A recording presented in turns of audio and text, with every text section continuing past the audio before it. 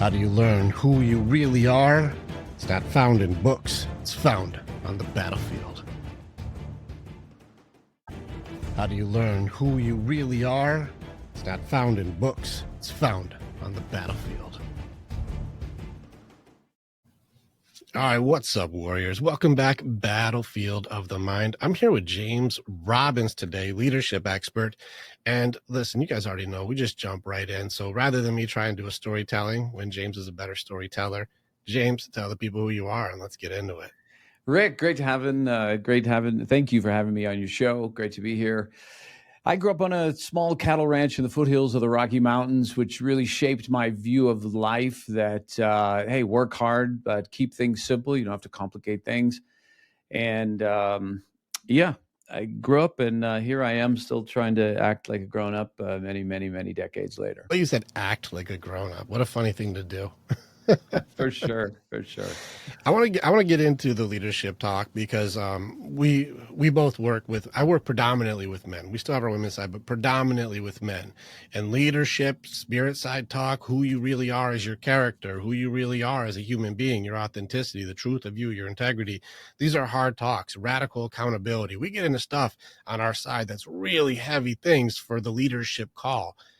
I would love to hear your point of view on your journey and like, this is why leadership needs to be this way. And here's what I found best practices. Like, please give me some of the stuff that's your passion or your fire on leadership. So my foray into leadership is probably the same as everyone else. We all sort of come to leadership through the same door, which is mine was working at a meatpacking plant.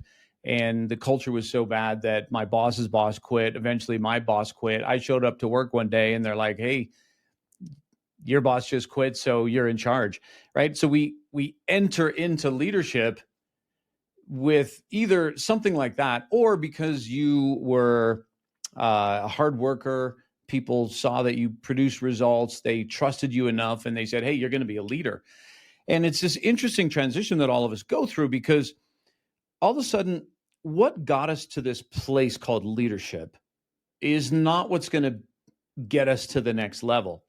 So often I give the analogy, it's like when some of the mountains that we've climbed where we had a guide.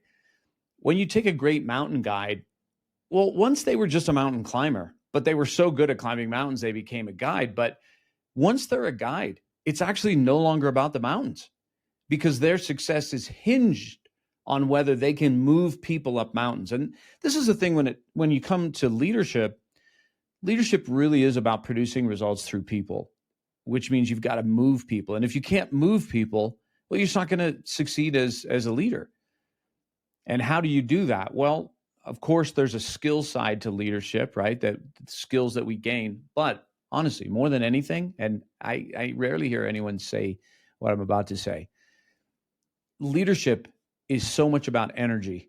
It's about the energy you bring to the space, because the same leader can show up one day in a terrible energy and be impotent as a leader.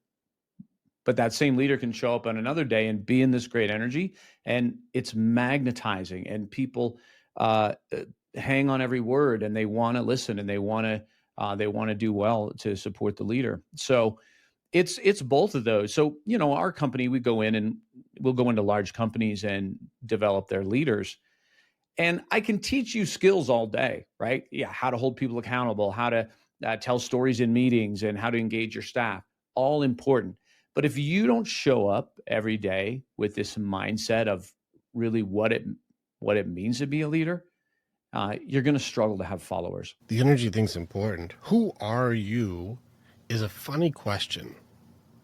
Like, if you're showing up with bad energy one day and good energy another day and then shit energy another day, and then you project all your energy on people, and we know that you're having a rough day at work or home or life or your whatever, and you come in and you just can't help but spill that all into somebody else. I think this is an interesting thing that you said with this bad boss is not good leader. Like, and so you see, just because somebody's been given a promotion, it doesn't show like, hey, that person's able to move people up the mountain. They're not able to inspire. They're not able to get people passionate or fired up. And this is where it's an interesting thing that we think that being given authority or promotion means leadership. This is actually, I'm going to smack on leadership really hard here in a second too. People think that middle management is the same as like full leadership too, which is ironic because there's people who are like, I am the fucking leader as long as my boss tells me I am. Like there's a funny leadership thing, and I'm going to lean later on. I just put a pin in this. Being a leader at home is different from being a leader at work because structure is created by a leader. I'm going to put a pin in that because we're going to beat the shit out of that later. But this energy thing, what if I'm like, okay, well, James, I need your help. I've got a big community. I've got a bunch of guys. I got people who are going through some stuff here. What energy am I supposed to come with? Because I guarantee you have seen people go, energy, huh? Hey, everybody, let's go. And then they're losing their minds at work. And you're like, holy crap, Josh, you're losing your mind. Like you're going nuts. And Bill's crazy today. Did you see him? He's freaking out. He's like, let's get it, everybody. High fives for everybody. And you're like, dude, is this a sustainable energy? Is that leadership energy? Help me out. What do you think? Yeah, cue the eye rolls on that, right? So, my first career when I came out of college, I ended up going into ministry, which I didn't expect. So followed John Maxwell's path before I started my leadership company.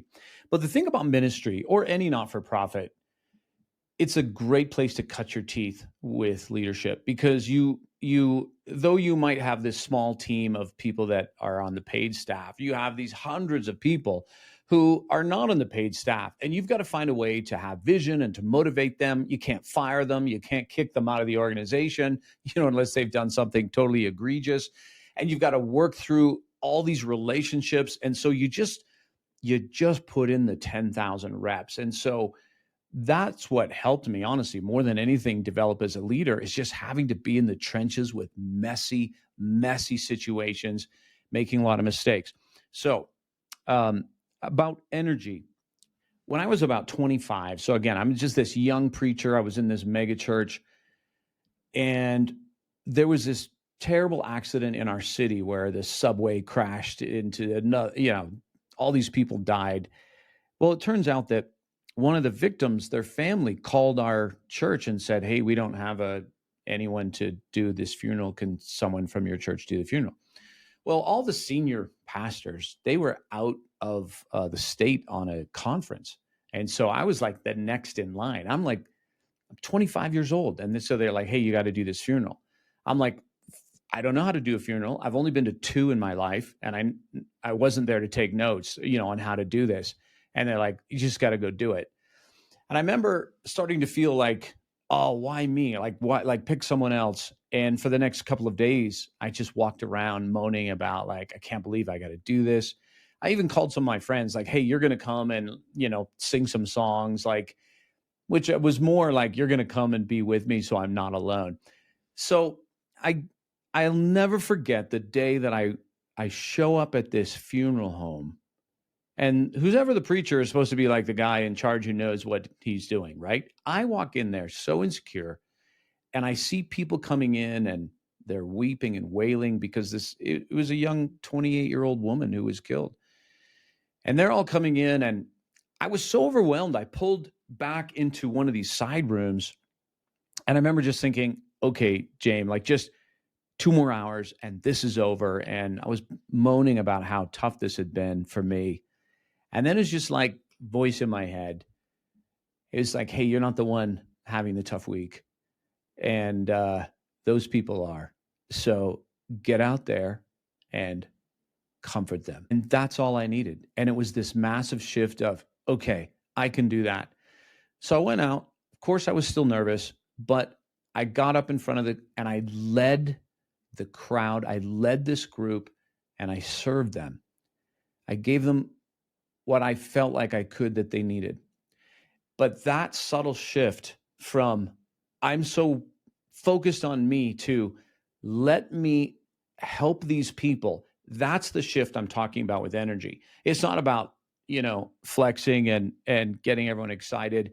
I mean, I think about Tony Dungy, who, when he was coaching, I can't remember who he was coaching to the Super Bowl, but when he first met the team and he just said to them, I will never speak louder than this. You will never hear me cuss, right? He's the he is like the opposite of what we see with most NFL coaches, but he had the energy because of what he brings. So that's what I mean by energy. Leaders have got to be able to compartmentalize their own life and needs and things that even the stuff that's unhealed. Like who among us doesn't have some part that's unhealed? But if you're a father, if you're a coach, if you're a leader at work, when you get into the arena, you've got to switch the focus to what am I here to do with and for these people? That could be when you park your car and you come in the house, and just before you turn the doorknob, and you know that you're going to have, 3 little ones running at you, and maybe a partner that's like, here, take this one. And to get back into that space of, how do I show up for these people? What do they need? And what am I here to do? And is that exhausting? Yeah, it can be, for sure. But that's the price of leadership. There's a couple pieces here where, like, some of it I agree with and I want to go further, and some of it I'm going to ask a couple challenging questions on in this. There's things in this story that are pretty powerful things, as ministry things, that we had to do hard things. I had to go, like, do messy things. And you say sentences like, well, you just got to go do it, which is an interesting thing on two sides. Because one, you're calling yourself the leader, but two, someone's telling you what to do. Very funny. Well, you just got to go do it, James. You got to go do it. You're like, oh, God, literally, God, what am I supposed to do here? Like, what? Someone's telling you what to do. Leadership. Very funny. Okay. But then you're like, I can't believe I got to do this. I can't believe I got to do this funeral, and I don't know what I'm doing, and I'm just going to screw this whole thing up. And why can't somebody else just do this? And maybe I can just kind of do this or do that and just try and get through this thing in some weird way or whatever. And this is all about me, and my speech is going to be weird. I'm sure you were kicking your ass for like 2 days. True or not true? Like you were in it, right? 100%. And these people just lost a 28-year-old girl, killed. Like, they're not thinking about your speech. They're not thinking about your stuff. And I think it's really good that God put it on you. Like, you have to remember, this isn't about you right now, man. Your ego is not your amigo at the moment. We're not. Listen, you're here to serve. You're not here to be served. They're not here going to worship your speech. No, you're here to help them lead through grief, lead through loss, which is something I do on a daily basis. It's actually my expertise is lead through grief. Let's go through the hardest losses that you possibly have. And remember that I'm here to serve you, not complain about my speech or that I have to do this. And I think it's really great that you found that awareness that, like, dang, I'm making this person's death all about me. What an interesting system that we can operate with as human beings. I think it's a very good catch. The compartmentalization element of it, this gets really tricky, because while your answer may not be incorrect, how often is that taken incorrectly? Okay, so I just suppress then, right? So then I just suppress all my stuff, and then I help everybody else by making sure that they get through their things. And then that makes it so that, I don't have to put my stuff on them. I don't have to put my stuff on them. You are correct, but it doesn't actually show, well, what do I do with it then? What do I do with it then? This is, I want to put something on the table for this compartmentalization, and I want you to challenge it back for me. I have a creed for the Warrior's Way, for all our men, for all our people we train. And I added rule number 8, trained or untrained. There's a system that we use where we only pull somebody up to where you are, and we never push somebody to where I haven't been. How often have you seen somebody give advice with good intention but have no idea what they're fucking talking about? If I give you directions to a place I've never been, but I don't know where it is, my intentions might be very good, but I just got you lost. If I tell you how to lose weight and get in shape, but I'm 600 pounds and I don't even do that, like, I may be leading you a direction that's not helpful. If I'm giving you real estate advice and I'm homeless, well, that's not very good leadership. Even though I have good intentions, I compartmentalize my own development and my own growth and my own opportunities to make sure that you're okay.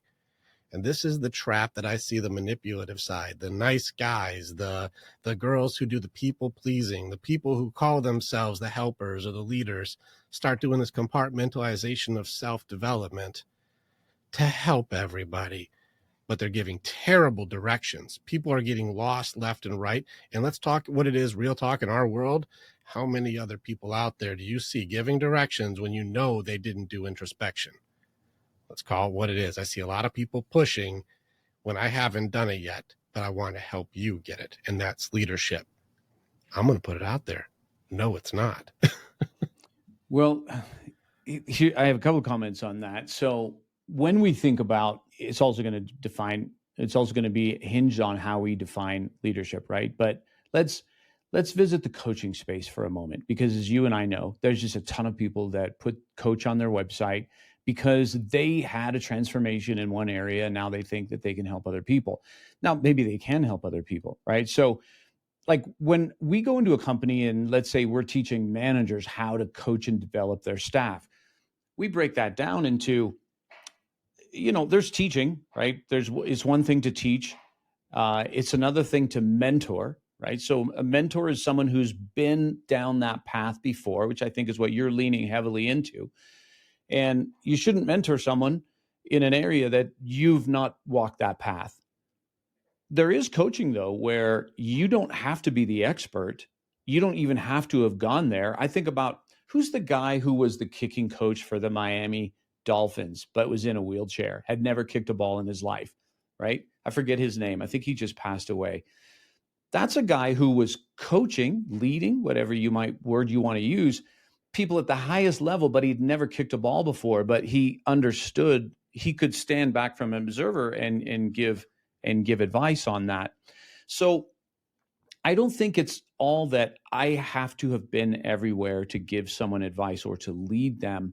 But my job as a leader is to be a catalyst. So when it comes to growth, my job is to shine a light on something. Now, I'm not going to fake that I'm an expert in something. Here's where I think coaches and leaders get into trouble, right? Like, it's sort of like someone who's always confident. Someone who's just naturally confident is probably the worst person to help someone grow in their confidence, because they just have a blind spot. They've never learned to be confident. But my job is to shine a light, right? Like, hey, so here's where you are. Here's where you want to be. How are you going to get there? Right. And now the conversation begins. Now, obviously, I can suggest some resources. But if it would be disingenuous for me to say, oh, well, you got to do it because this is the way. To me, this is part of leadership, is understanding that not everything is nice and clean. There's just messiness. Like, I know in our world, we have our frameworks and we have our structures, as we should, right? But there are certain situations that don't plug into every framework. I'm sure you have people that you work with that, right? Some of your things, it doesn't fit every single person. This is part of leadership, is being able to unhinge, right? Sometimes we attach our ego, right, to even our processes. We can unhinge from that and just go, okay, hey, maybe this won't work for you, but I'm here for you. Sometimes that's leadership as well. I've got your back. I'm not going to let you quit because I see strength in you. So much about leadership is like I said, it's producing results through people. Stay with us. We'll be right back. Warrior, thank you so much for being a part of the information that we have. And you're part of our story as we are a part of yours. It's very much an honor to be able to connect with each other. If you want to know more, or you want to get started with working with me or working with our warriors so that you can begin your path to authenticity, strength, leadership, and accountability, this is the way. Together, we are way stronger. Now you get to choose. Do you go forward or keep doing what you've always done? If you stay where you're at, hey, click on some of the stuff and follow what it is. We got motivational stuff. We've got podcasts. We've got more things. Just subscribe and do the stuff, and we'll keep you updated. But if you want to start going in, start jumping into what our programs offer and start your journey and being the hero in your own story.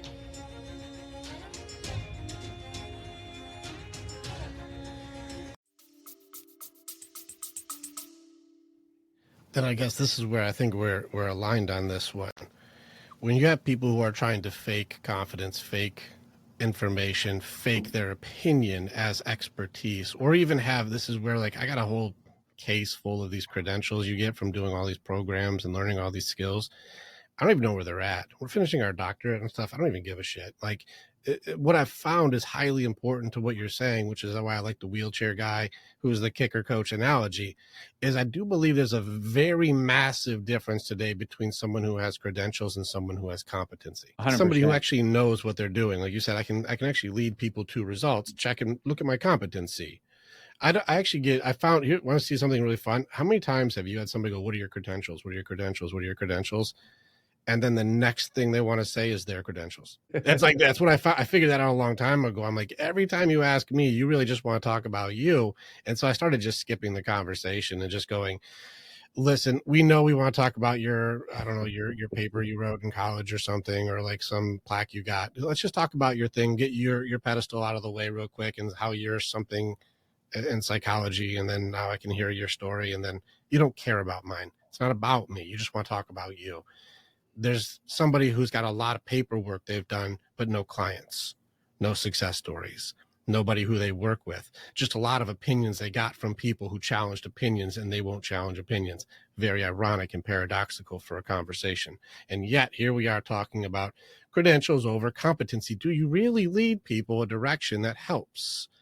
And this is something I believe for leadership is vital. I have rule number 7. Challenge everything. This is something I'd like you to check with me. One of my guys who runs my Thursday night, the spirit side, the parts where people struggle with connection. He said, do you know how you can tell if you're in a cult? He said, the number one thing you can check to see if you're in a cult, whether it's work, whether it's political, whether it's algorithms, whatever group you're in, religious, it doesn't matter. Can you challenge the leader? If you cannot challenge the leader without them having a reaction. Who are you? I've got the book. You can't challenge me. You're the bad one. And you start seeing blame, shame, judgment. You start going into, you're the problem. You're an issue. We're all not going to be okay with you. If you challenge the leader and you see a reaction, something like this, you're not in a healthy leadership relationship. You're in a cult. And I don't care if it's your boss. I don't care if it's your church leader. I don't care who it is. If you can't ask hard questions without getting violent reactions, you might not be in a leadership conversation. What are your thoughts? I love that question to determine whether you're in a cult. And I think all cults, it's true. If you challenge the leader, it won't go well. However, there's a ton of workplaces that are also, I wouldn't call cults, but I would call them psychologically unsafe, right? So this idea of psychological safety. And for those of you who are listening, who you own a business or you're a leader in a company, one of the greatest things you can do is create a culture of psychological safety, which is it's safe to be me. It's safe to learn. It's safe to contribute, and it's safe to challenge, which is obviously usually the highest one, right?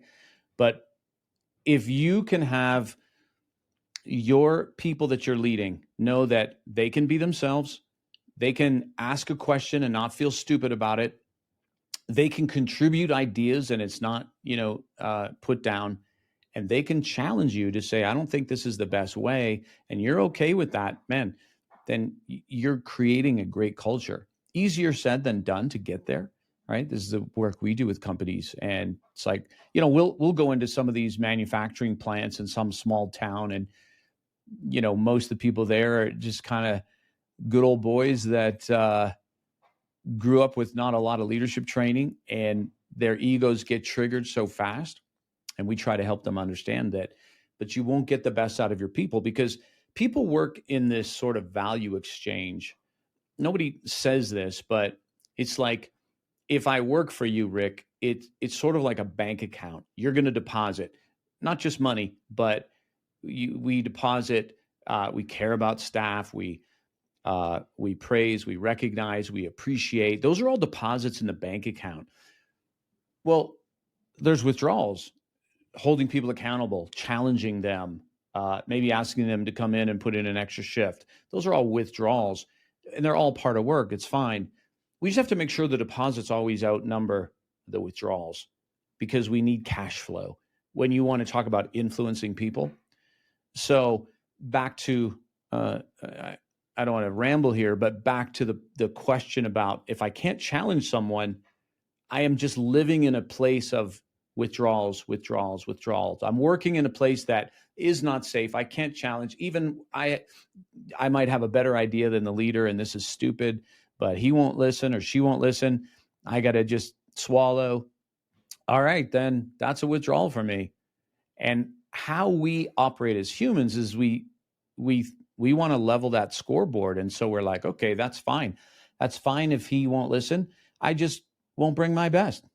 I'll do the bare minimum, but don't think I'm coming in on Saturday. Common thing that I found also.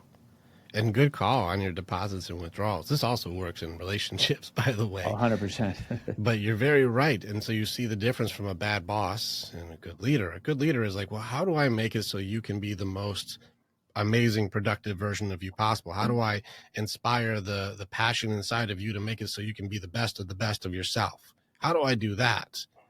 Well, that's a good, how do I serve you so that we can serve each other? Deposit, withdrawal.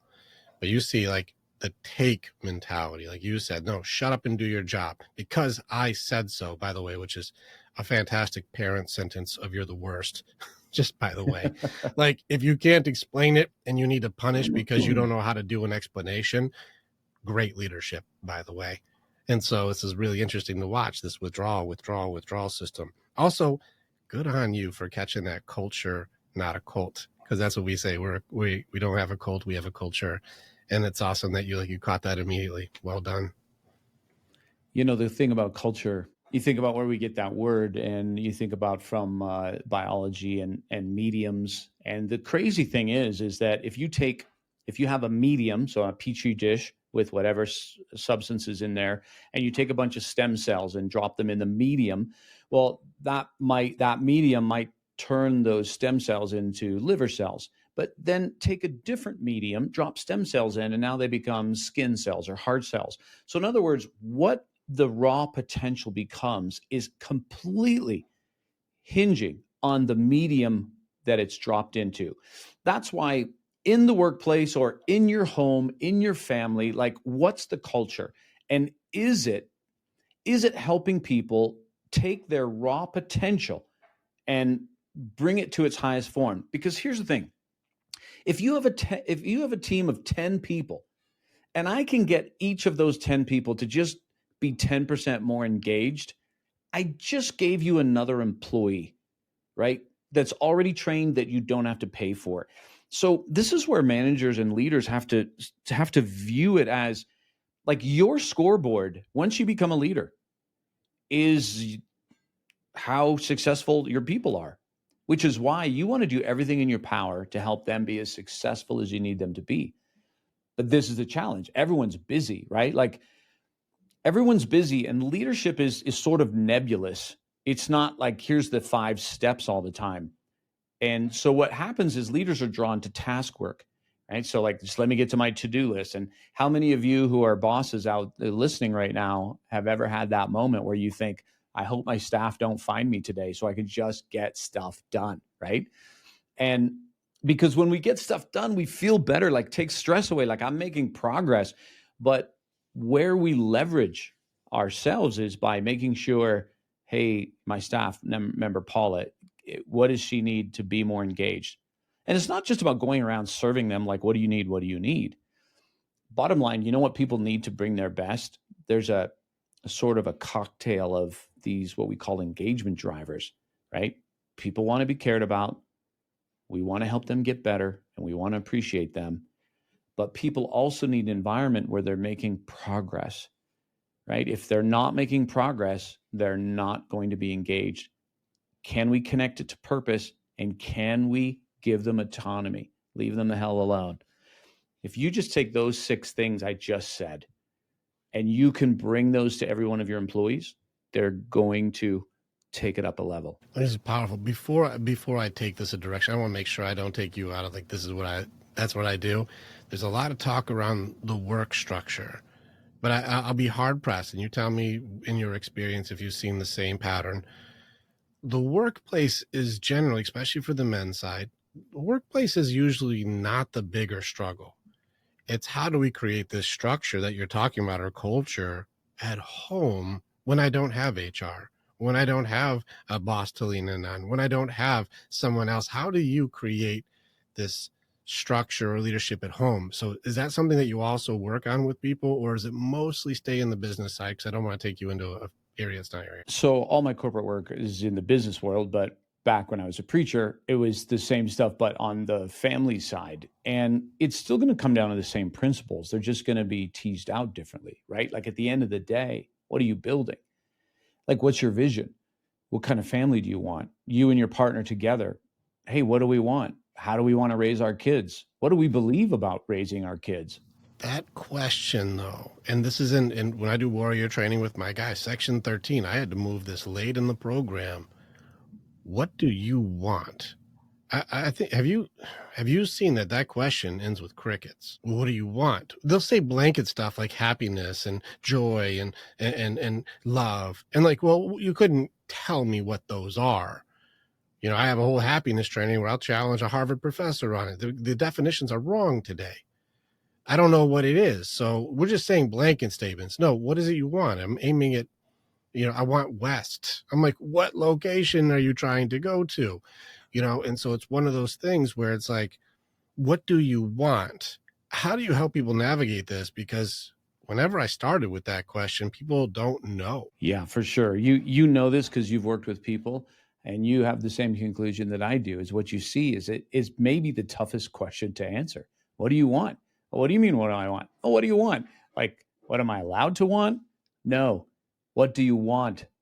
And, because we filter through like, well, I don't want to be selfish, or like we'll qualify with all these different things. No, what do you want? And this is an area that I've had to grow in a lot, and where the women who have been in my life have challenged me to say, what do you want? And it's not even that I didn't know what I wanted. It's that I'm afraid to actually speak it. I'm afraid to speak out what I want because what are you going to think of me? And this relationship is important. So I'm not saying that's everyone's, but that was certainly my MO for so long. Having the courage to say what I want without shame. Yeah, right? Shame and the external validation that like, is it okay that what I want, is that okay with you? Because I don't want to risk losing you for what I want. Again, who's the leader then? I want to lead as long as it's okay with you. And I want to go someplace if you say it's all right. And, I'm going to take you someplace as long as you approve. Well, who's leading here? For sure. And I think that this is what I found. You don't have to agree with me on this, but what I found in, let's say, men-women relationships is, and I'm generalizing, but most of the time, women don't want to have to think through all these decisions. And when men, I think, get tired, we just were like, well, I don't care, whatever you want to do. Hey, let's go out and eat. Where do you want to go? Well, I don't know. I mean, where do you want to go? And it's not, of course, leadership is about including other people. But I guess one aspect of leadership that's not talked about enough is just decision making. At the end of the day, the leader makes the decision. Whoever that's going to be, even in your household, maybe you're going to have different leaders of different things, right? Like, mom is, in a sense, she's the leader in this area, and dad's the area in this area, and this area.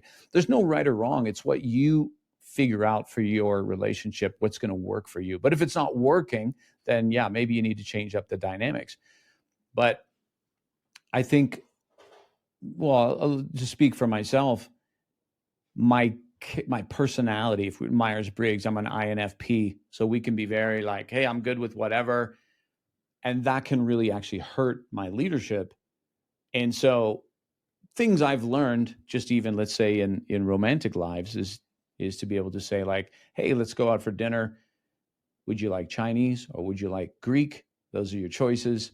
And I would love to do Greek. Great. Awesome. Be ready at 6:30. I'm going to take you out. That's a good blend for me of, I do want to hear what you, because I truly don't want to go to a restaurant that my partner doesn't want to go to. That's also not leadership in my books, right? Because we're just talking about going out for dinner. But I think it's not much different in a company, right? You want to include people, but at the same time, at the end of the day, you're going to make a decision. Mm-hmm. We're going to use this color on our website. No, we're not going to do that. I love what you've created so far, but we're not going to use this. Listen, you're in my passion place right now, because like my first book is Everything is a Choice, and I break down choices like hardcore. This is how choices we make those. And there's a thing with the women's side I found that you mentioned, which is called choice fatigue. You've heard of this, I'm sure, where like women will make their decisions more emotionally than guys do throughout the whole day. And after so many choices, like, I'm done making choices today. I'm done. I'm choiced out. And this is something I've heard the women say. I'm choiced out. I don't want to do any more decisions today. Will you please just pick something? Like, they're choiced out. Now, my men's side, when I mentioned choice fatigue, they're like, I don't think I have that, because guys don't make as emotional of decisions. We're not as emotionally connected to the decisions that we're making. So it doesn't drain so much out of us on our decisions. So it's like, fucking pizza, I don't care. Like, okay, then we'll get Chinese. That's fine. Like, it's all fine. We don't get burnt out on those things. It's like, get it then. And this is where it gets into that forced choice close, which is what you did, which is like, do you want Greek or do you want, Italian? Like, which one do you want? Like, you get to pick. And that's the forced choice skill, which is a skill. This gets into the thing for the avoidance of decisions that I see people do. And I think the reason people have an avoidance of decisions and why the leadership element is so important is because of accountability of consequence. This means, well, if it goes wrong or something's bad or it didn't work, well, who takes accountability for that? And the leader. There's no question. And this is why our men, I got one of my guys who's real hard on this right now, where we realize that blame and excuses are luxuries. That's a luxury to go like, well, it's your fault, James. You didn't pick the right place. Or it's your fault. You didn't make the choice on that. Or how come I have to do everything? It's all your fault. Now, I don't want to do anything then.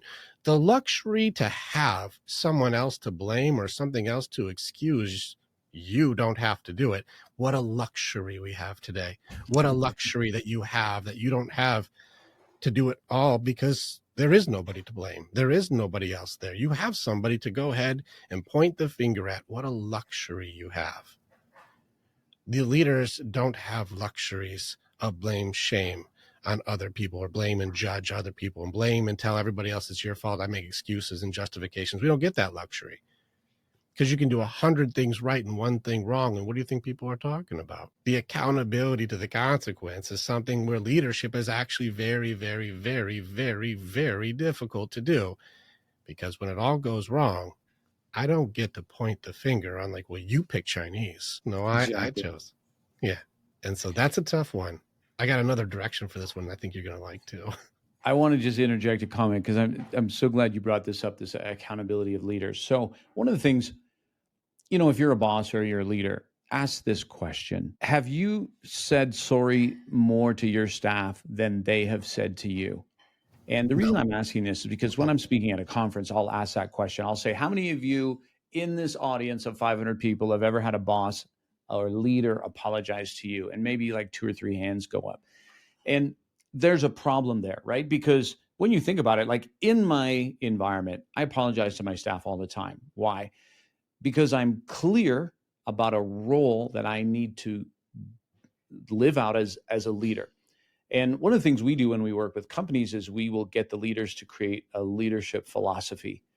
And I learned this from Colonel Tom Magnus, to give him credit. But the idea is walking through like, Rick, what is leadership to you? And, basically you are creating a document of what you believe, how you show up, what you expect from others, what you expect from yourself, what people can expect from you. If you veer from that, how they can talk to you.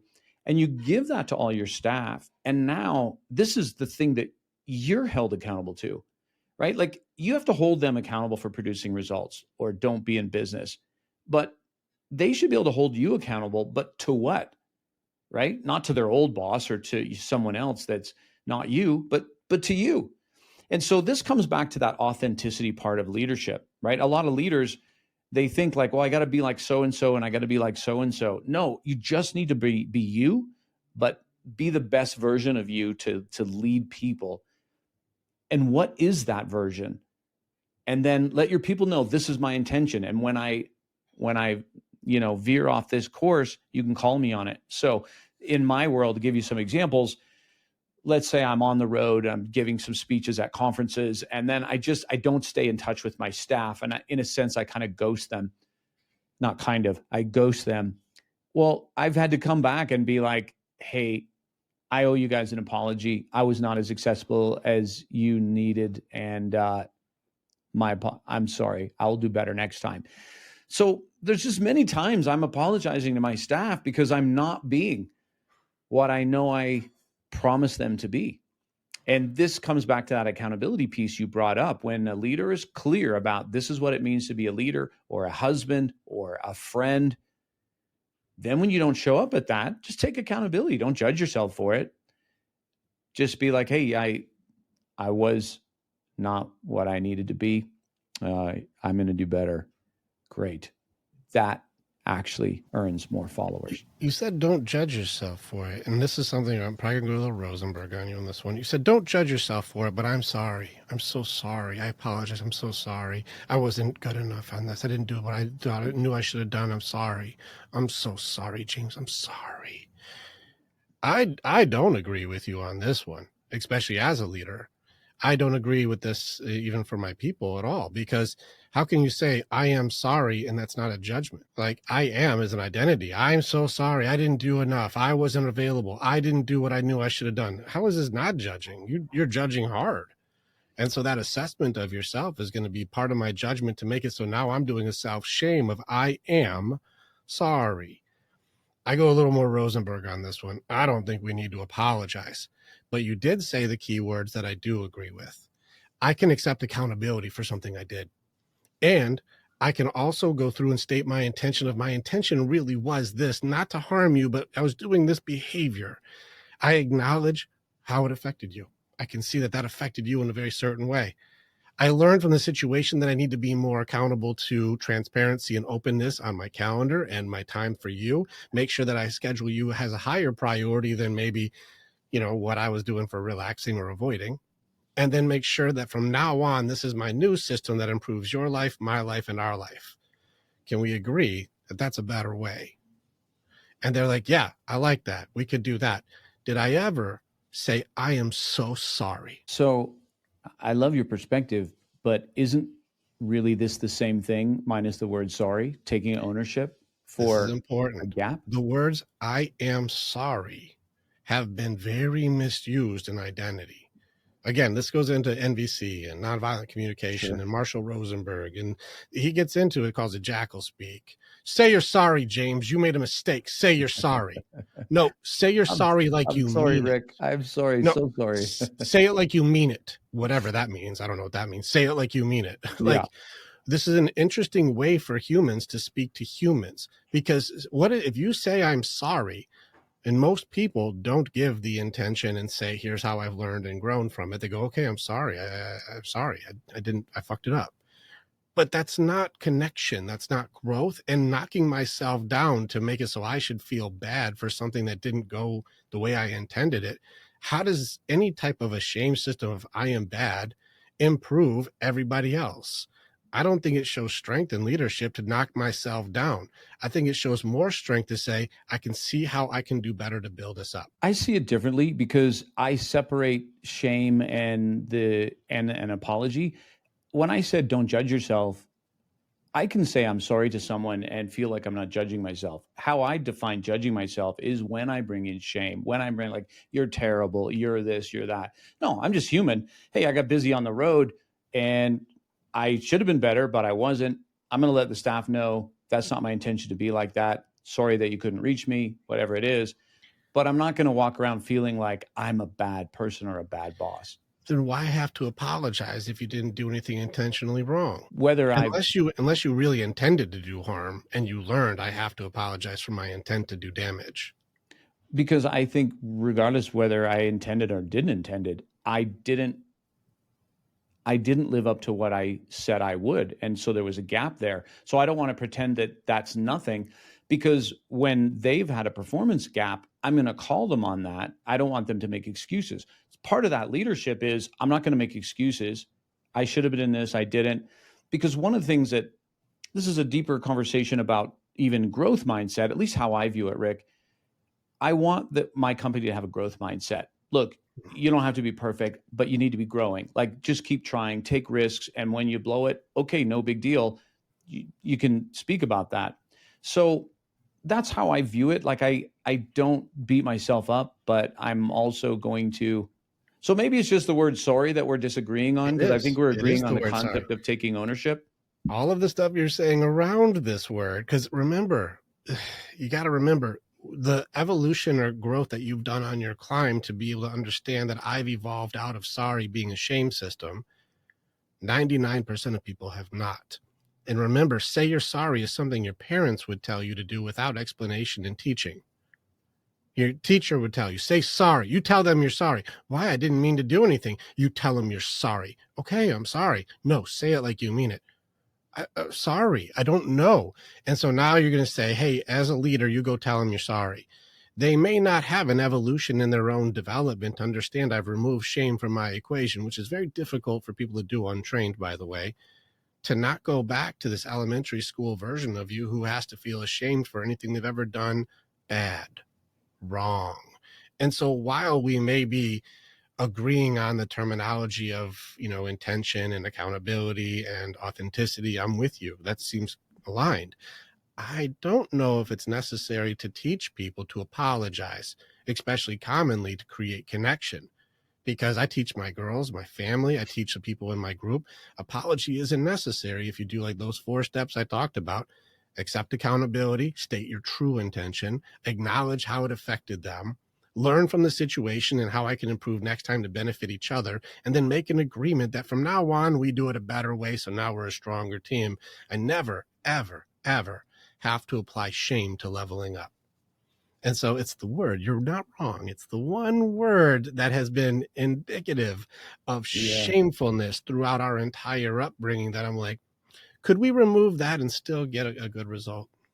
100%. And you brought up a great point I hadn't thought about before about the attachment people have to that word. So I appreciate that. That's fantastic. This is one of the ones I have to kill when we're breaking curses for people, because you got to remember the corporate environment is a very different planet than home. And I would say, like, corporate has its challenges, but home is way harder to create the structure, because if you teach the guy or the leader or whoever is the leader of the home, which should, I'll argue the male, if he has to, I'm sorry, babe, I'm sorry, babe, I'm so sorry, it creates instability in the environment and makes her feel unsafe, because a man who will negotiate his authenticity for her emotions is going to be a man you can't trust.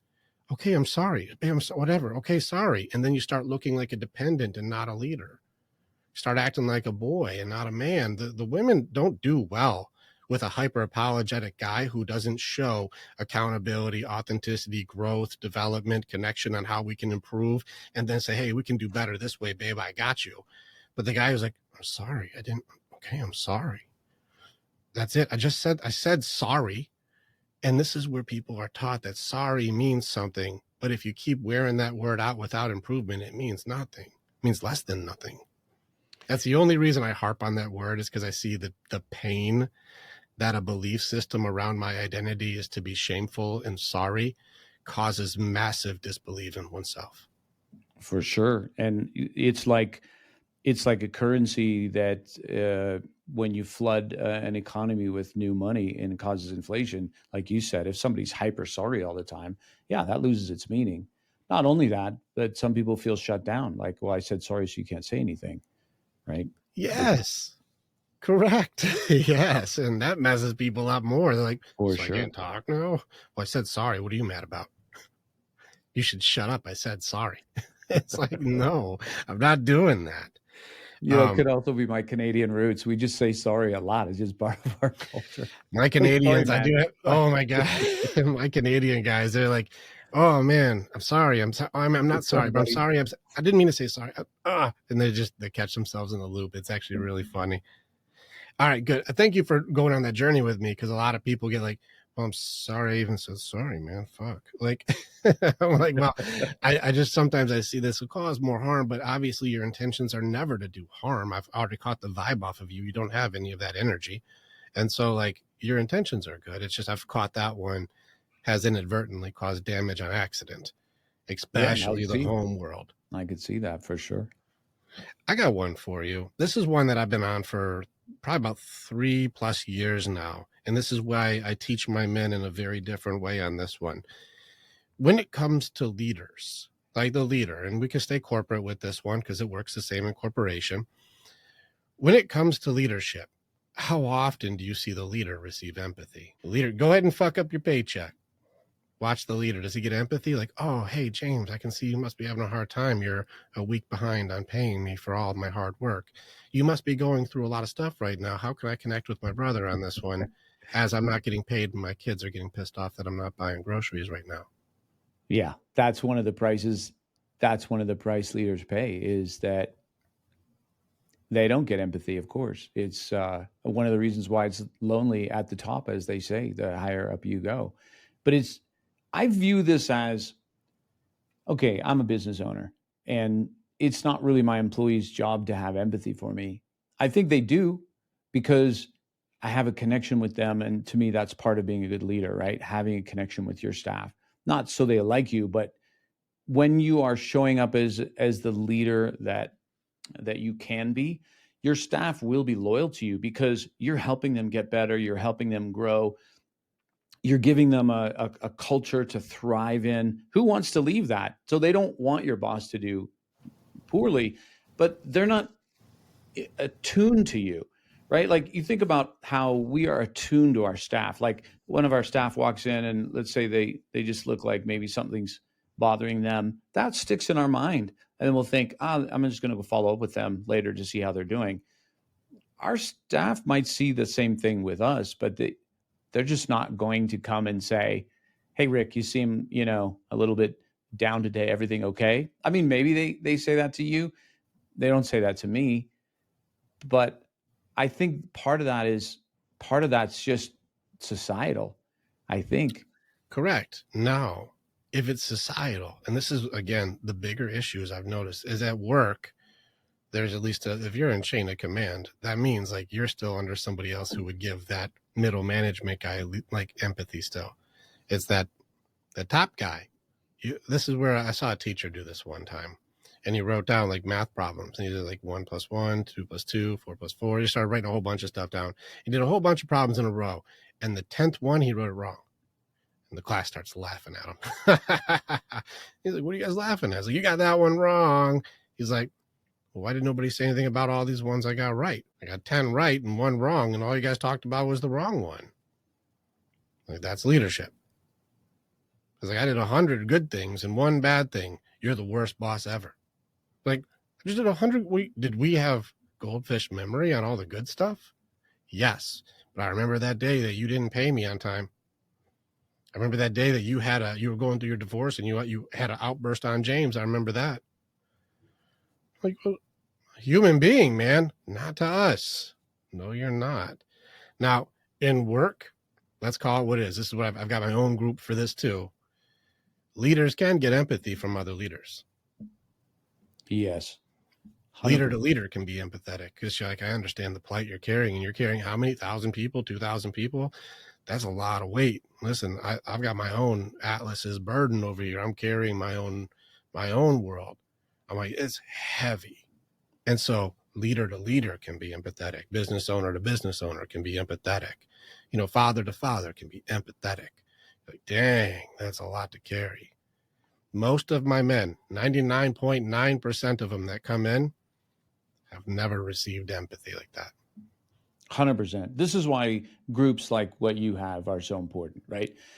Masterminds, things like that. Because when you're a business owner and you miss payroll, let's say by a day, I mean, if that doesn't weigh on you as a business owner, then, you probably shouldn't run a business. But man, that I've done that before. I've been a day or 2 late on payroll, and I felt terrible, because to me, that's the absolute worst thing you can say to an employee. Hey, your pay's going to be a couple days late. Who do I tell that to? But when I can go into a room of other business leaders and just be like, I'm kicking myself because, X, Y, and Z. There's going to be another person in there that's like, I remember that. Yeah, we had that, and I think especially with men, we need to be able to talk to people who are sharing the same or have shared the same struggles. That's where we feel safe, right? Let me give you an example as well. I remember one time, this goes back to the church world. There was this guy who got up to do, like in a church service, there's always where they pass the plate. And then, but before the plate is passed, someone gets up and gives this little talk and about why you should give money. Well, this guy gets up and he was exemplary, and he was like, my wife and I always give, and we give more than 10%. And there's been times where we've been so broke and we still gave 10%. We've never not given it, and, kind of give today. And I don't know, I just remember that. And a few weeks later, I was the one giving that talk. But my talk was like, sometimes when I've been really tight financially, I've stopped giving. And then I came to a place where, I saw this scripture and I said, no, I'm going to just give by faith. And then I started giving again. And then what I noticed is like things actually did get better in my life again, but I've definitely not been perfect. And that's the speech that inspires other people. So I think with men, we can see through people's BS. Like if someone just comes in and they're just awesome, well, they're either not telling us something. It's just, hey, be who you are. And because I think at the end of the day, men, as you know, we are shaped in shame from a young age. And so it sticks with us. And we do a pretty good job beating ourselves up. When we come to a room, we find a safe space when we find other people that have made the same mistakes, the same mess ups. That's safe for us, I think. You're right. And I don't want to overly convolute the word safe, because it's necessary for safety for humans need safety. But again, leadership, or the men, for example, are supposed to create it. We're protectors. You have to be the protector. How do you create safety, security? And we also teach Warrior's Way, safety, security, mind, heart, body, spirit. You have to build all four walls. You have to have structure. And a lot of guys are just, I'm strong, I'll kick someone's ass. I'm like, how often does that fucking happen, dude? That never happens, right? Or oh, I'm real smart, man. I'll be tactical my house will be home alone, and I'll hit them with a paint can. That doesn't happen, man. You're not doing this. This is very rare, right? But are people safe to talk to you emotionally, mentally, spiritually? Can I share something with you without it becoming used against me? Betrayal, posted later. Now the rumors or the things is this going to come back to me because I trusted you? This is tough, because if a guy's saying I'm really down right now, anybody who's not at that level is going to go well, how long do you need to get back to fixing things for me again? How long until you're doing what I want you to do again? So how long is this going to affect me that you're down? And that's what leadership is like for a lot of these guys, especially at the home life. This is, again, why, and I'll debate any woman out there that exists. I have an entire list from seeing our women's group and working with women, and my wife has pointed out, she's like, I don't think the women are built for leadership at home. There's things that they are competent in, and that's what they do. There's strengths in certain things, but to take the radical accountability of leadership at home and build with structure, women don't seem to build structure, but they seem to make inside structure wonderful. Their job is not to build with the bricks. Their job is to decorate and make this place a home. And so if you have your girl out there doing masonry and you're sitting back waiting so you can play Xbox, you're fucking it up, man. You're not creating safety, security. For men, though, the men need men. I mean that two ways. We need to have that garage talk. We need to I got to bounce ideas off of you. We need to have that black box thinking of what have you seen worked so I can try something without another fuck up? We have to have that men need men bounce things off. And today I think guys are taught to be lone wolves. And I've said it over and over again. You're familiar with what a phalanx is. I obviously I speak Spartan. A phalanx is when all the shields are put together. You make a shield wall. They do it in the movie 300. Well, what's tougher, the one soldier out there kicking ass or the shield wall? They took out like 10,000 or 30,000 Persians with 300 dudes. Like, that shield wall was effective. We have to create our shield walls. You have to have a place where you can bounce it off of your guys. And now men need men, you need your boys, right? But you also need somebody who's solid.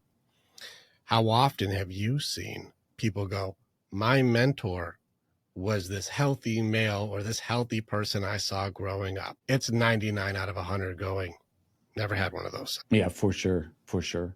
Have you ever heard of F3 Nation, the men's workout group? No, I haven't.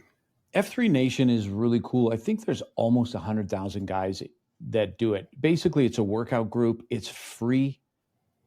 It's based on 5 core principles. It's free, always held out so outdoors.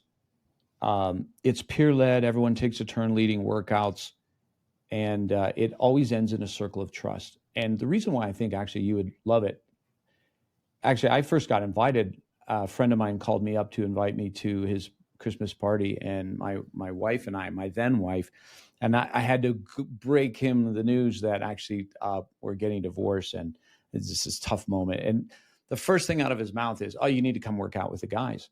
And I was like, okay. So I show up, and it's like in the park, 5:30 a.m. And again, this is all over the nation now. But what's happened is you go, you work out, but then after the guys close out with just what's called the circle of trust. It's just a chance for, hey, is there anything on your heart you want to share? It's what's shared here stays here. So it's not like an immersive experience. It's like 1 minute, but over time, week after week after week, the guys start to normalize. It's okay to throw something into the circle, like, hey, my wife and I are fighting, or hey, and no one's trying to fix it either. It's just, I'm just letting you know this was what's going on. And I've been doing it now for, I don't know, 5-6 years. I'm not sure what city you're in, Rick, but and you should go check one out. Plus, you'd be such an asset there with all your knowledge and wisdom. Plus, I know you're a guy that is into fitness. But it's that concept of realizing that, because it's not a religious group, it's just men. I think it was started by a bunch of ex-military guys. But it's the idea that men are not meant to be lone wolves. We just need these connection points wherever they are. And not everybody's into church, right? This gives them a chance to just go to a place that's non-religious, but hey, we're going to work out hard. And then anybody got anything that they need to share? And if not, great. See you next time. Well, there was a religious leader who said that a gathering of 2 or more is church. That's right. I don't know if anybody's here ever heard of this guy. He's known in small circles. If you ever heard of him, his name was Jesus. He said, a gathering of 2 or more, you're a church. You don't have to go to a certain building or get permission from somebody. It's like if you're at your workout group and guys are connecting with each other, spirit to spirit, you're a church right now. We are created for community for sure. Yeah. Yeah, I'm with you. The lone wolves go hungry. The pack always eats. Yeah, I like it. F3 Nation. I'll check it out. Check it out. You can find workouts. I mean, again, I don't know what city you're in, but if you're in a major city, I'm near the Chicago area. If you're anywhere near there, I just met a guy from Chicago who was out here on holiday, and he came working out. And I don't know where he in Chicago. What was his name? I don't even know his real name. I just know his handle. But let me find him and connect you. He was South Lakes or something, whatever that means. But I don't know. I know Chicago's a big place, so. Well, I'm outside of Chicago. It's just that area. I'm not in the city of Chicago. Screw that. No, I'm within an hour of Chicago. Okay. Yeah, I was gonna goof with you anyways. I was gonna act like I knew the guy. So if you're like, oh, it's usually Robert, the Canadian Rob. Oh yeah, just goofing with you. No, I like those things, and again, like the timing on those things is tricky. I work out every morning by myself. My guys come in. I have people come in like every other week. I got somebody staying at my place. My guys come in from all over the nation and spend time with me for multiple reasons. And this is a leadership thing that I maybe, you can hear how I do this. My girl and I are healthy as fuck. Like, we have gone through every layer of hell together and figured it out. Nice. People don't know what that means. We're not fraudulent. We're not fake. Come and see. Come and hang out. I'll show you what a healthy relationship is. In fact, we built our heart side training, our relationship course. I wouldn't do it until we were solid, no fighting for a year. Fantastic. Like, if we're not solid, I'm not teaching this. Again, I lead from the front, and I found 3 different leadership styles: lead from the front, lead from the middle, lead from the back. I'm going to lead from the front. If I don't do it, I'm not telling you what to do. And everything in my courses, if I haven't beaten it, I'm not teaching you how to fight it. That's stupid. I won't do that. So me personally, my leadership style, I have my guys who don't have legs and can teach you how to kick. I have those guys, literally. I have those guys in wheelchairs. I have them. But my leadership style is I only teach what I do. And so this kind of stuff where it comes into the empathy or the growth or the teamwork or camaraderie or like being able to see what does it look like somebody who actually does it. They come, they work out with me. I've never done an F3 Nation workout in the park before because I have my own home gym. And so my guys come and work out with me here. And we work out in 20 minutes. I have bodybuilders and shit come in here and we'll do hardcore workouts. Like, have fun. We lead from example on these things. And I show them the efficiency of being able to go, you can do self-care in like an hour. All of it, mind, heart, body, spirit. We can knock it all out real quick. And then you got 23 hours of just being awesome with your people. That's an efficiency thing where like, it's kind of cool, but I like to check out a couple of these things. Just the problem is go check some out. I'm a monster though, James. There's at some point they're gonna be like, all right, we're just doing Rick's workout. I'm like, it's not my workout. I just am so used to just going like, you guys want to know how to kill that. Like, I can see you're struggling with, that shame thing. I can show you how to beat that in 20 minutes. Like, shame, it's not that tough if you understand the core, but it's very difficult to catch that core. That's why depression runs rampant. Yeah. They don't know how to do it, but I found the core. Yeah. And once I teach you how to kill it, you can kill shame. That's why you bring so much to that group. But the bold call of leadership is simply follow me, right? That's the bold call. The hard question for leadership is why? That's where everybody gets jammed up. you got to give them a reason. That's a great question. Why should I follow you? Right? For sure. That's where people get screwed up. All right, James, I got to lean on you on this one. I want your opinion. That's the question whenever you see people say, I'm in charge. I'm in charge. I'm in charge. The most dangerous letter in the alphabet's why. Why? It'll get people. Because now there should be an explanation. There should be an intention. There should be an accountability. There should be authenticity behind this answer. And the most ridiculous answer I can think of is because I said so, or I'm in charge, or I'm the boss. This means I don't know. Very tough to follow the I don't know person. What's your thoughts on like, well, why should I follow you as a leader? And then how can people be able to develop those answers authentically? Yeah. If someone comes to me and says, why should I follow you? I'm probably going to come back and say, well, I'm not sure. I'm not sure you should, but somebody's got to be in charge here. So I can do it or you can do it. You let me know. That's of course saying that in jest if I'm in a volunteer format. I think if somebody has to ask that question, there's a bigger issue there. I'm not saying it's a bigger issue with the leader, but there's a bigger issue there. Now, it could be that person. Some people just hate authority of all types or feel like they should be the boss. But I'm a big believer in... If I asked you, would you think I have like a hate authority? If I was like, hey, James, why would I follow you? Would you think that was a challenge of authority, or I have a hatred toward you, or I have animosity before we start? Oh, all based on tone, not the words. That's how you say it. Let's say it nicely. Hey, James, why would I follow you? That's a great question. So, what would I say to that? Why would I follow you? Well, if it's my company, that's an easier answer because you chose to. But if I am a middle manager and someone put me in charge, being in middle management, what would I say to that? Hey, why should I follow you? I'm probably going to appeal back to, well, somebody's got to be in charge. Somebody's got to make decisions, and somebody is ultimately got to be held accountable for these results. And it looks like that's me. Well, I'll do that. I'll take it for you. Since you think somebody's got to do it, well, someone's got to do it. I'll do it for you. What do you think? Can I just be the leader then? Because someone's got to do it.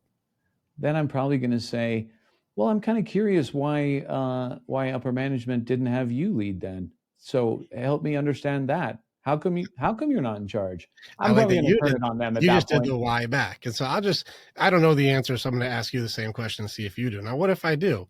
Well, because I have all the experience to make sure I can get these people to the next level. I've already done this before. This is my first time in this environment, but it seems very similar to things I've been highly successful in. Since I hit the top of the charts on that and pulled people out of the mess before, that's why I would be the one who would do this next. And so since I know exactly what I'm doing, where I'm going, and how to do it, that's probably why I should be the one, if somebody's got to do it, who leads. So what do you think?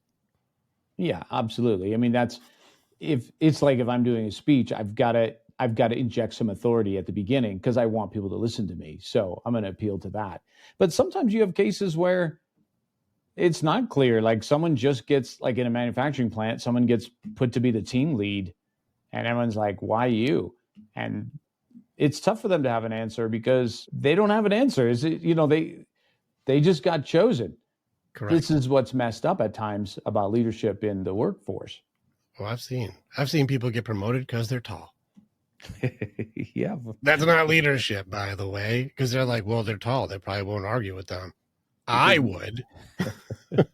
Those tall guys always look up to me. Yeah. Well, they think because somebody has an intimidation factor, they're more likely to just like listen to them. But I see through the facade, and so I'm like, you are not a leader. You were promoted because you're tall, but you're terrified and you have no idea what you're doing. And there's a thing with leadership, and this is one of the things that we as humans need to be challenged on. This is in every category. You want to see who somebody is, you give them power. I think Abraham Lincoln talked about this.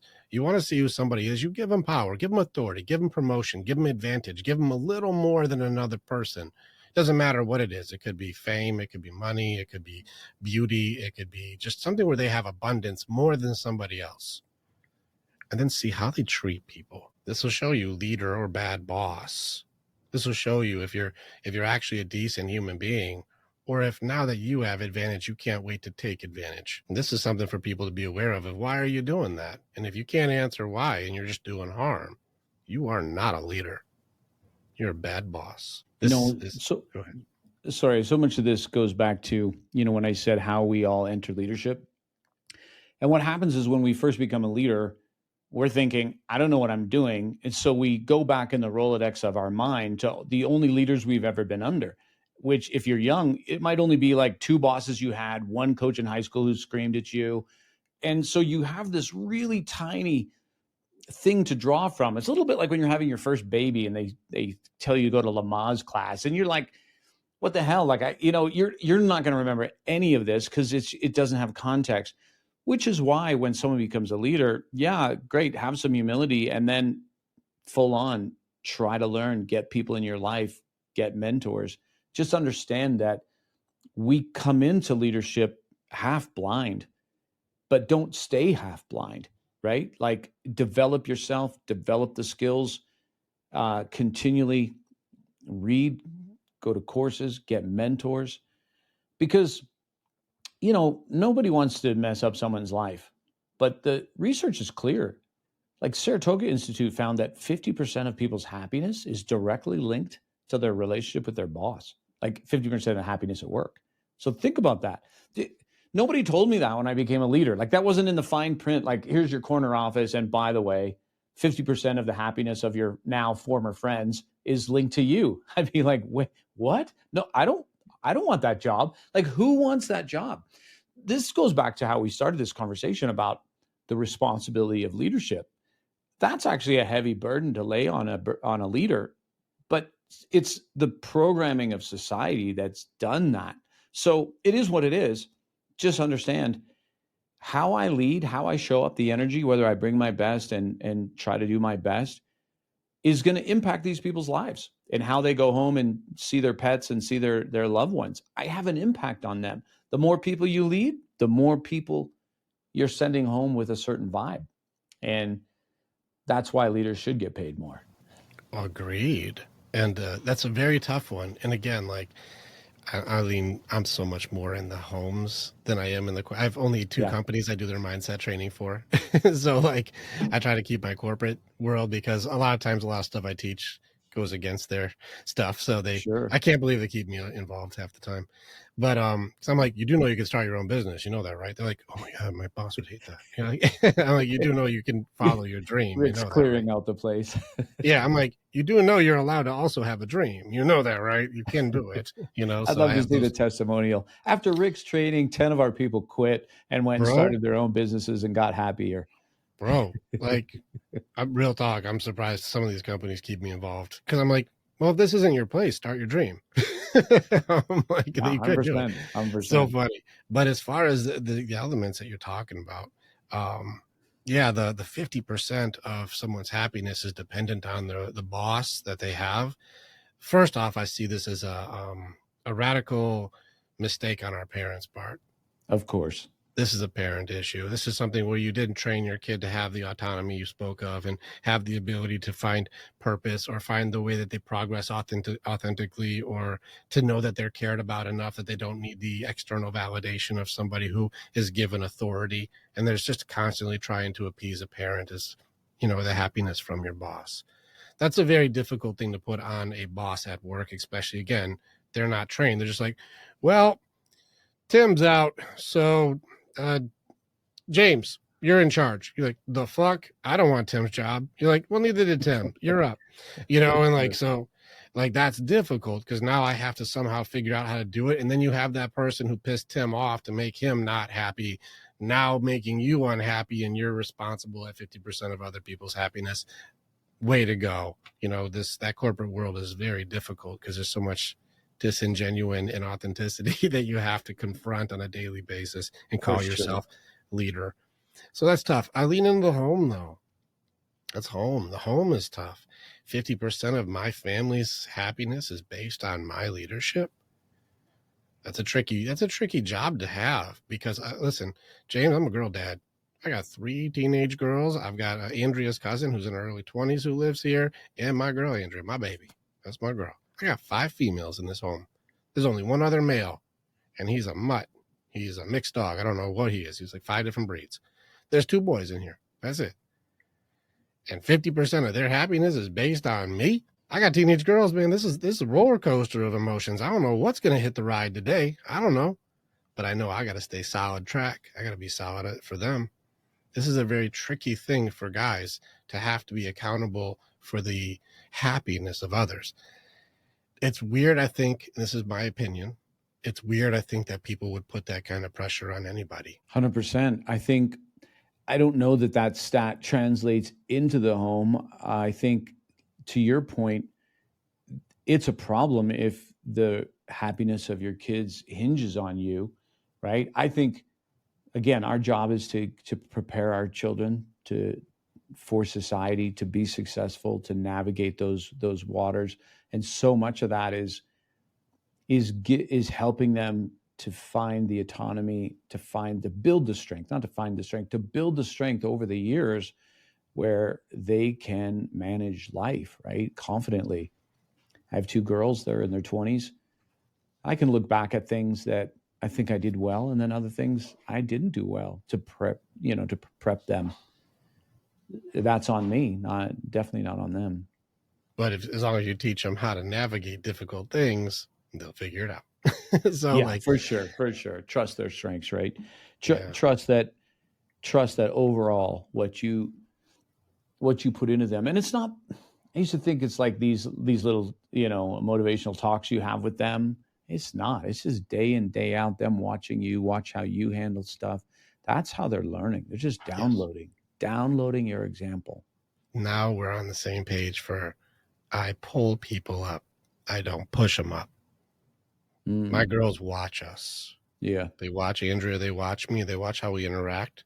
They watch how we handle difficult situations. They watch how we take care of ourselves. They watch. They wake up and I'm writing on the table in the morning. Hey, good morning, hon. And I'm writing. I didn't tell them they have to write, but they understand writing is a part of doing something.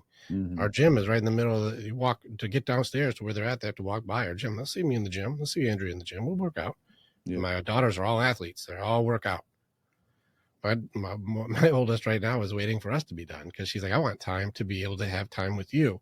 And I think it's the element of leadership at home that's very, very disregarded, different than corporation, which is still there, but not the same, is that the leader has to make this place safe. But I wish it was just fighting things because, man, that would be way easier on some of these days. For sure. I need to be able to hear the most chaotic shit that you can think of and not react like a crazy person. You know, am I safe to be in that circle of trust for the F3 nation? Are you that for your kids? Can someone go like, hey, Dad, my friends and I, we were drinking. Well, you're 17. You shouldn't be doing that. We did. Well, you're grounded and you told me the truth and now you're in trouble. And now I start getting mad at them for telling the truth. Do you know what I taught my kid to do?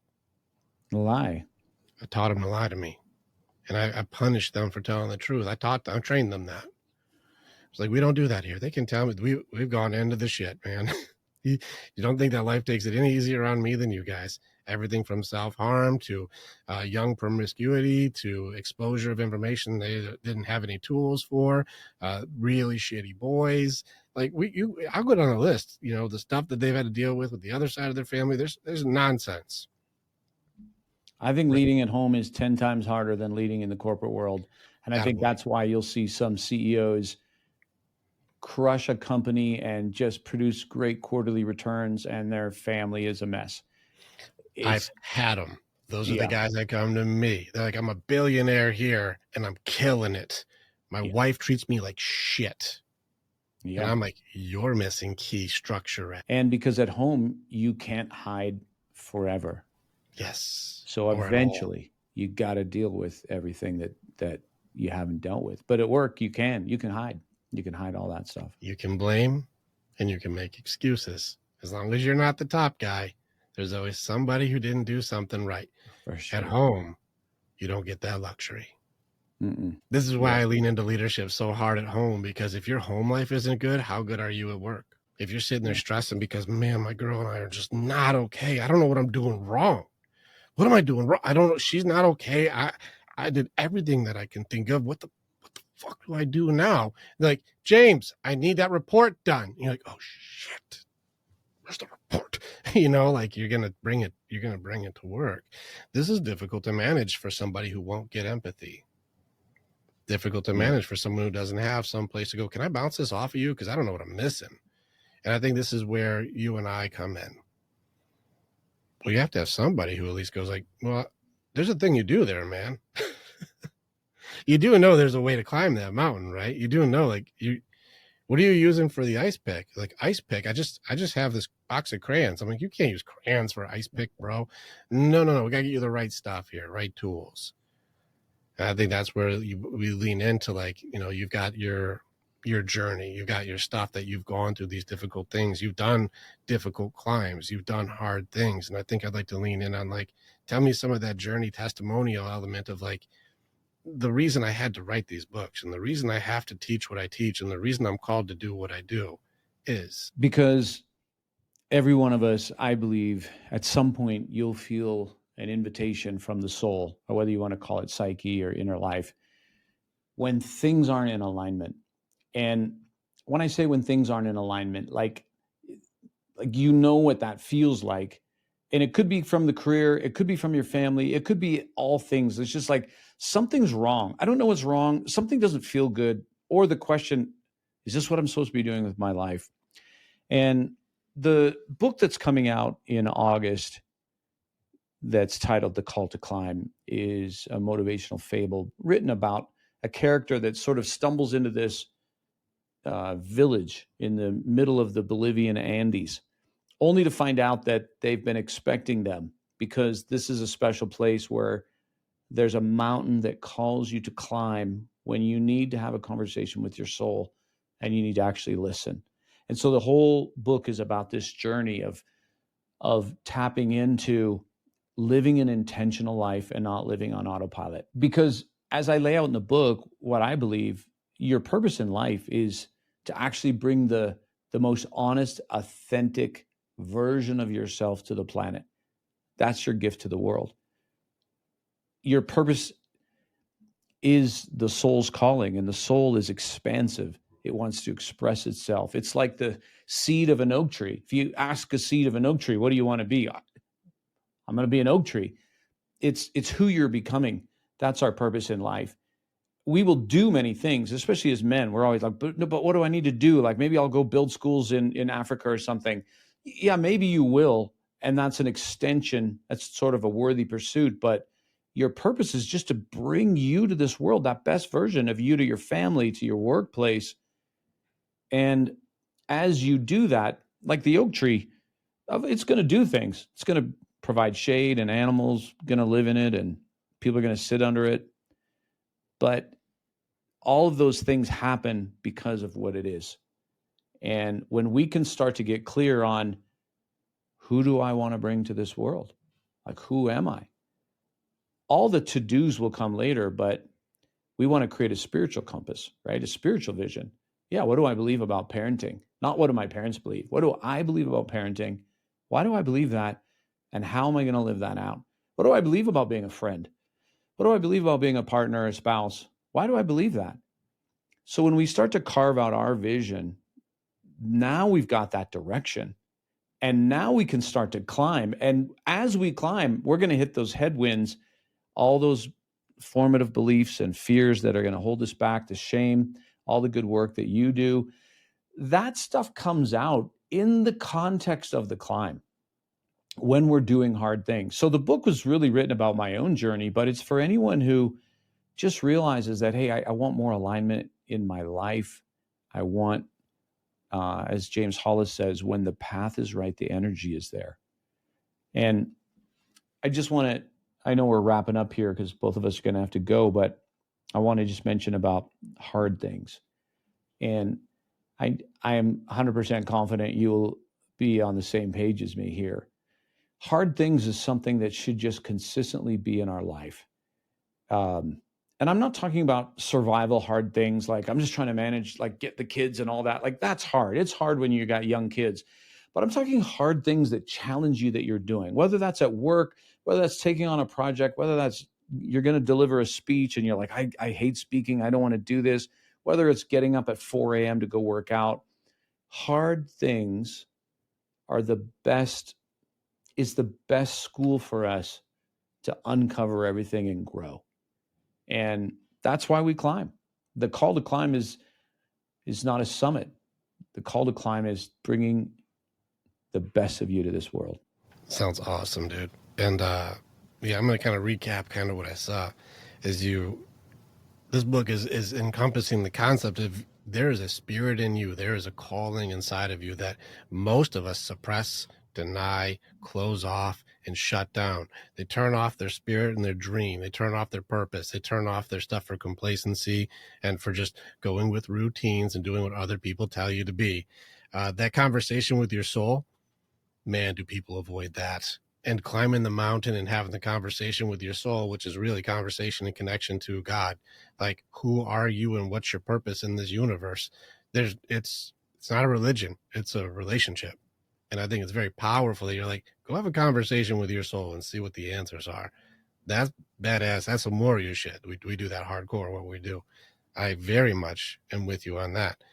Being the best version of yourself instead of doing many things. That's the balance between doing and being. Are we human doings? Or are we human beings? And are you actually being that thing that fulfills potential and progress? Badass. Challenging introspection. This is something that most people do not do. Also because they're taught not to. Most people gaslight the truth of who they really are to try to fit in, belong, and be what other people want them to be, and will never ask the questions that you are asking about. Who am I? Why do I do this? Is that my belief or my parents' beliefs? What do I think this is the right thing to do or not? They will not ask these questions because they do not want to be rejected, so I'll conform.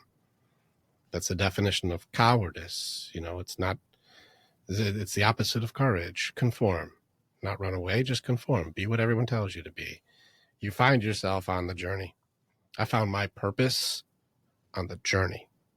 You think you have to start. Don't Simon Sinek this shit. And this is where I agree with you very much. You got to climb that mountain because you think you can see, but you're not high enough to see. But the higher you get, your entire perspective will be different. And you start finding what you're built for because you push yourself through difficult terrain to learn what grit you have, what fortitude you have, and who you really are. then your purpose becomes clear. You don't start with it. You start with something that's strong enough until you find something that you can't get rid of. I think this book sounds awesome. I think it sounds fantastic, man. We do have to do hard things. It's a requirement. If we avoid doing difficult things, pushing your limits, finding your where is it that I hit the wall? And then how do we go further? And how do we help others go further? And if I have the courage to not conform and go as far and as hard and as high up this mountain as I possibly can, well, now I've got the ability to show other people how to do it too. So anybody else want to figure out their purpose? Well, get your gear. Let's start climbing, right? James, it's such an honor to have you here. It's been cool to hang with you, man. I really appreciate you. For sure, Rick. I appreciate you. Appreciate what you're doing, especially the groups that you got going on. And man, just keep up that great work. And again, been my privilege to be with you today. So thanks for having me on your show. All right. What if people are like, I like this James guy a lot. How do I get in touch with him? I want to do his things, or I want to check out his books, and I want to get his stuff, and I want to go, how do I get my company to be able to have James come in and show us some of these skills for energy and how to do these things the right way and lead in a way that makes it so I can have my team actually have that 50% happiness. I'd like to have that. Like, James, how do guys get in touch with you, or how do people get in touch with you? They can go to jamesrobbins.com. That's 2 B's and Robbins. That's the simplest way. You can find me there. That's kind of base camp, and you find all our stuff there. Attaboy. Awesome. This is good stuff. Thank you so much for hanging with us. It's an honor. It really is. And I look forward to checking out your book. And I'm sure we'll get to have some more conversations in the future if you like. Let's do it. I got to have you on our show as well. So yeah, thanks. I go hard as a guest. You got to watch out though. People say that, and then they're like, dude, this guy's a fireball. You got to be ready for that. Okay. That's why I like it here, because we can do all crazy shit. No, I love it. Makes it exciting, man. Awesome, brother. Well, thank you so much, man. Thanks, Rick.